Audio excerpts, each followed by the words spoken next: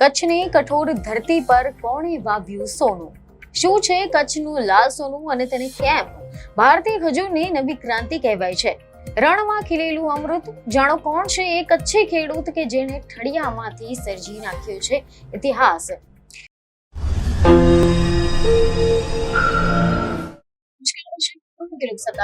આપનું સ્વાગત છે. કચ્છની કઠોર ધરતી કે જ્યાં ગરમી તડકો બનીને તપે છે, પવન રેતીને ઉડાડે છે અને વરસાદ ક્યારેક મહેમાન બનીને આવે છે. આ ધરતી પર સદીઓથી માનવજાતે સંઘર્ષ કર્યો છે અને એ સંઘર્ષમાંથી જ જન્મે છે નવી શોધો, નવી આશાઓ અને નવી દિશાઓ. અને આજે આપણે એક એવી કહાની વિશે વાત કરવા જઈ રહ્યા છે કે જેને ભારતીય કૃષિ ઇતિહાસમાં સુવર્ણ અક્ષરે લખવામાં આવશે. કારણ કે આ કહાની છે એક એવા ખેડૂતની કે જેણે રણ પ્રદેશ કચ્છની રેતીમાં મીઠાસનું વાવેતર કર્યું છે અને ભારત કે જે અત્યાર સુધી ખજૂરની બાબતમાં અન્ય દેશો પર નિર્ભર હતું, તેને આત્મનિર્ભર તરફનો એક નવો માર્ગ ચીંધી આપ્યો છે. આ પ્રેરણાદાયક કહાની છે એક સામાન્ય ખેડૂતની, એક અસાધારણ શોધની અને એક એવા ફળની કે જે ભારતના કૃષિ ભવિષ્યને બદલાવવાની ક્ષમતા ધરાવે છે. સામાન્ય રીતે જ્યારે આપણે ખજૂરની વાત કરીએ છીએ ત્યારે આપણી નજરની સામે અરબ દેશોના રણ, ઈરાક, ઈરાન અને સાઉદી અરેબિયાના દ્રશ્યો સામે આવવા લાગે છે. પરંતુ શું તમે ક્યારેક એ વિચાર્યું છે કે ભારત દુનિયામાં ખજૂરનો સૌથી મોટો આયાતકાર દેશ હોવા છતાં પણ અહીંયા શા માટે ઉચ્ચ ગુણવત્તાની નરમ ખજૂર પાકતી નથી? અને બસ આ જ પ્રશ્નનો ઉત્તર અને તેનું સમાધાન કચ્છના મુન્દ્રા તાલુકાના જરપરા ગામના 52 વર્ષીય ખેડૂત મેઘરાજભાઈ બારોટે શોધી કાઢ્યું છે. એવા અહેવાલો સામે આવી રહ્યા છે કે મેઘરાજભાઈનો પરિવાર છેલ્લા 125 વર્ષથી ખજૂરીના જે બગીચા છે તેના સાથે જોડાયેલા છે અને બગાયત તેમના લોહીમાં વહે તેમ કહી શકાય. પરંતુ જે સિદ્ધિ મેઘરાજભાઈએ હાંસલ કરી છે તે ખરેખર અદ્ભુત છે.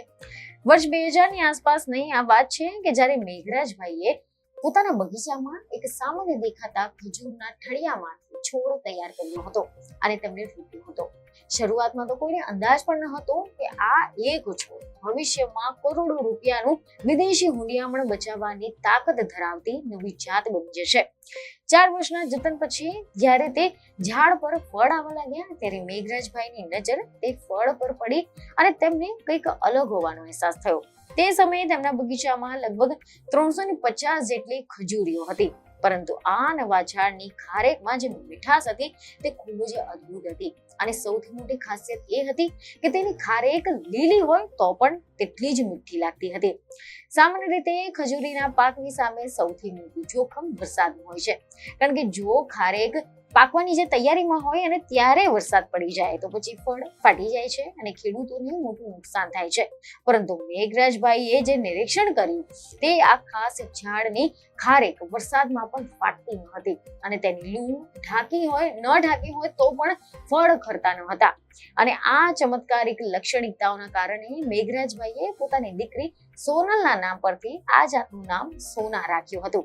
અને પછી એવા રિપોર્ટ સામે આવી રહ્યા છે કે વર્ષ 2009માં તેમણે મુન્દ્રા ખારેક સંશોધન કેન્દ્રના વૈજ્ઞાનિકોનો સંપર્ક કર્યો અને પોતાની આ શોધ વિશે વાત કરી હતી. એ સમયે વૈજ્ઞાનિકો માટે પણ આ એક આશ્ચર્યનો વિષય હતો, કારણ કે ભારત પાસે પોતાની કોઈ પણ પ્રમાણિત ખજૂરની જાત ન હતી. હૈદરાબાદની એસ ટેકનોલોજી નામની કંપનીએ આ સોના ખજૂરીના પીલા એટલે કે બછડા ખરીદ્યા અને ટિશ્યુ કલ્ચર ટેકનોલોજી દ્વારા તેના નવા રોપો તૈયાર કરવામાં કામ શરૂ કર્યું હતું. અને લેબોરેટરીના પરીક્ષણમાં આ ખારેક 100% શુદ્ધ અને શ્રેષ્ઠ સાબિત થઈ હોવાથી તેનું નામ સોના 100 રાખવામાં આવ્યું. વર્ષ 2023-24માં ભારત સરકારની સંસ્થા protection of plant varieties and farmers rights authority આના સમક્ષ તેની માન્યતા માટે અરજી કરવામાં આવી હતી અને લાંબી તપાસ અને સંશોધન બાદ આખરે 8મી ડિસેમ્બર 2025ના રોજ સોના 100 ને સત્તાવાર રીતે ભારતની પોતાની પ્રથમ સ્વદેશી ખજૂરની જાત તરીકે માન્યતા મળી. આના પછી મેઘરાજભાઈને આ જાત પર 2040 સુધી પોતાના વિશેષાધિકાર આપવામાં આવ્યા હતા. આનો અર્થ એ થાય છે કે જો કોઈ નવા છોડ વેચાય તો પછી મેઘરાજભાઈને તેની રોયલ્ટી મળે. પરંતુ અહીંયા જ મેઘરાજભાઈની ઉદારતા અને રાષ્ટ્રપ્રેમ જોવા મળ્યો હતો. તેમને તમામ ખેડૂતોના હિતમાં પોતાના રોયલ્ટીના હકો જતા કર્યા હતા અને આ જાતને ઓપન સોર્સ જાહેર કર્યા હતા, જેથી કરીને ભારતના સામાન્ય ખેડૂતો પર પણ ઓછા ખર્ચમાં આ ઉચ્ચ ગુણવત્તાવાળી ખેતી કરી શકે. આ માત્ર એક શોધ ન હતી, આ એક વિચારધારા હતી કે જ્ઞાન બધા માટે હોવું જોઈએ. હવે પ્રશ્ન એ છે કે ભારતમાં ખજૂરનું ઉત્પાદન મુશ્કેલ કેમ છે? તો કેટલાક નિષ્ણાતોનું માનવું છે કે આમાં પાછળ છે ભારતની આબોહવા. ખાસ કરીને જૂન મહિના દરમિયાન આવતો જે વરસાદ છે તે ખજૂરના પાકને પૂર્ણપણે પાકવા દેતો નથી. સંપૂર્ણ પાક માટે ગરમ અને સૂકું વાતાવરણ જોઈએ, લગભગ 40 ડિગ્રી તાપમાન. પરંતુ જ્યારે ફળ પાકવાની નજીક હોય ત્યારે ચોમાસું આવી જાય છે અને વરસાદના કારણે આ ફળ ફાટી જતા હોય છે, ખરવા લાગતા હોય છે, જેથી કરીને ખેડૂતોને તેના અડધા પાકેલા અવસ્થામાં જ ઉતારી લેવું પડે છે. એટલે કે ભારત હજુ સુધી સંપૂર્ણ પાકેલી ખજૂર માટે આયાત પર નિર્ભર છે. દર વર્ષે હજારો કરોડો રૂપિયાનો ખજૂર વિદેશમાંથી આવતો હોય છે, પરંતુ હવે સોના આ જે સ્થિતિ છે તેને બદલવાની ક્ષમતા ધરાવે છે અને આ જાત વહેલી પાકે છે, એટલે કે વરસાદ પહેલા જ તૈયાર થઈ જાય છે અને થોડો વરસાદ સહન કરવાની પણ ક્ષમતા ધરાવે છે, એટલે કે નુકસાન ઓછું થાય છે અને આ બંને ગુણધર્મો તેને ખાસ બનાવે છે.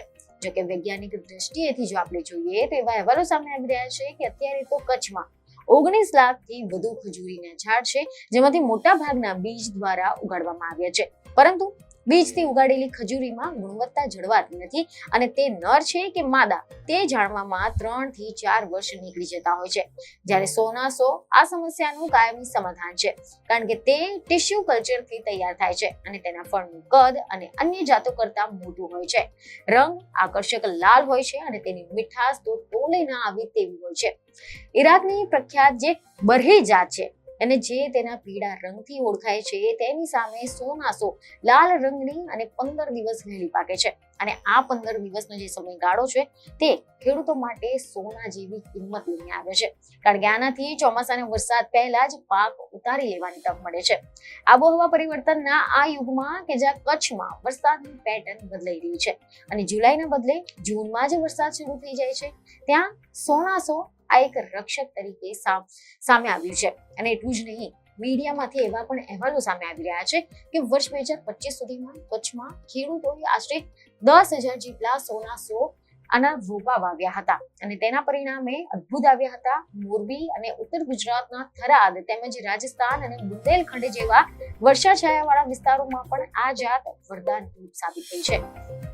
આ અંગે વૈજ્ઞાનિકોનું કહેવું છે કે સોનાસો આ ખજૂર આ માત્ર કચ્છ માટે નહીં, પરંતુ સમગ્ર ભારત માટે આશા બની શકે છે. ઉત્તર ગુજરાત, રાજસ્થાન, મધ્ય ભારત કે જ્યાં અગાઉ ખજૂરની ખેતી મુશ્કેલ માનવામાં આવતી હતી, ત્યાં પણ હવે આ શક્ય બની રહી છે. આ માત્ર ખેતી નથી, આ એક આર્થિક ક્રાંતિ બની શકે છે. ખેડૂતને વધુ આવક, દેશમાં ઓછું આયાત અને નિર્ભરતા અને સ્થાનિક ઉત્પાદનનો વિકાસ. આજે જ્યારે આબોહવા પરિવર્તન એક મોટો પડકાર બની રહ્યું છે, ત્યારે આ પ્રકારની આવી જાતો ખૂબ જ મહત્વપૂર્ણ બની જાય છે. હવે જો આપણે ભારતની આર્થિક સ્થિતિ પર નજર કરીએ તો રિપોર્ટ અનુસાર આપણે દર વર્ષે હજારો કરોડો રૂપિયાના ખજૂરની આયાત પાછળ ખર્ચી નાખતા હોઈએ છીએ. એકલા 2024-25ના વર્ષમાં ભારતે 2,464 કરોડ રૂપિયા ખર્ચીને 53 કરોડ કિલોથી વધુ ખજૂરની આયાત કરી હતી, કારણ કે ભારતમાં ઉગતી ખજૂર ભેજના કારણે પૂરેપૂરી પાકી શકતી ન હતી અને તેને ખલાલ એટલે કે કાચી અવસ્થામાં જ ઉતારી લેવી પડતી હતી. પરંતુ સોનાસો આના આગમનથી હવે એવી આશા જન્મી છે કે ભારત પણ નરમ ખજૂરનું મોટા પાયે ઉત્પાદન કરી શકશે. વૈજ્ઞાનિકોનું કહેવું છે કે સોનાસો ખજૂર એ માત્ર કચ્છ માટે નહીં, પરંતુ સમગ્ર ભારત માટે આશા બની શકે છે. આ એક આર્થિક ક્રાંતિ બની શકે છે. ખેડૂતોની વધુ આવક, દેશમાં ઓછું આયાત પર નિર્ભરતા અને સ્થાનિક ઉત્પાદનનો વિકાસ. આજે જ્યારે આબોહવા પરિવર્તન એક મોટો પડકાર બની રહ્યું છે, ત્યારે આવી જાતો ખૂબ જ મહત્વપૂર્ણ બની જાય છે. અને મેઘરાજ બારોટની આ જે શોધ છે તે માત્ર એક ખેતી વિષયક શોધ નથી, પરંતુ તે ભારતીય ખેડૂતની સૂઝબૂઝ અને ધીરજનું જીવતો જાગતું ઉદાહરણ છે. તેમણે સાબિત કરી દીધું છે કે જો ખેડૂત વૈજ્ઞાનિક અભિગમ અપનાવે તો પછી ધરતીના છેડેથી પણ સમૃદ્ધિ લાવી શકાય છે. આજે જ્યારે સોનાસો છે, ત્યારે તેના મૂળમાં મેઘરાજભાઈનો પેલો એક ઠળિયો અને 25 વર્ષની તપસ્યા રહેલી છે કે જેણે ભારતના બંજર લાગતા રણ પ્રદેશના મીઠાસના ટાપુમાં ફેરવી દીધો છે. અને આવનાર સમયમાં ભારત ખજૂરના મામલે આયાતકાર મટીને નિકાસકાર બને તે દિવસો હવે દૂર નથી જણાતા, કારણ કે આપણી પાસે હવે આપણું પોતાનું સોનું છે. કચ્છની રેતીમાંથી ઉગેલું આ ઝાડ હવે સમગ્ર દેશ માટે આશા બની રહ્યું છે. અને કદાચ એક દિવસ એવો પણ આવશે કે જ્યારે ભારત પોતાની જરૂરિયાતની ખજૂર પોતે જ ઉત્પન્ન કરશે અને વિશ્વમાં નિકાસ પણ કરશે. અને એ દિવસની શરૂઆત થઈ ચૂકી છે. એક ખેડૂતના નાનકડા પ્રયાસથી, એક નાનકડા છોડથી અને એક મોટા સપનાથી. 100 ના 100 આ માત્ર એક જાત નહીં, પરંતુ એક ક્રાંતિ છે. તો આશા છે કે આ માહિતી તમને મહત્વની લાગી હશે, જેથી અમારા વિડીયો લાઈક અને શેર જરૂરથી કરજો. બીજને એક ખબર સાથે ફરી મળીશું. ધન્યવાદ.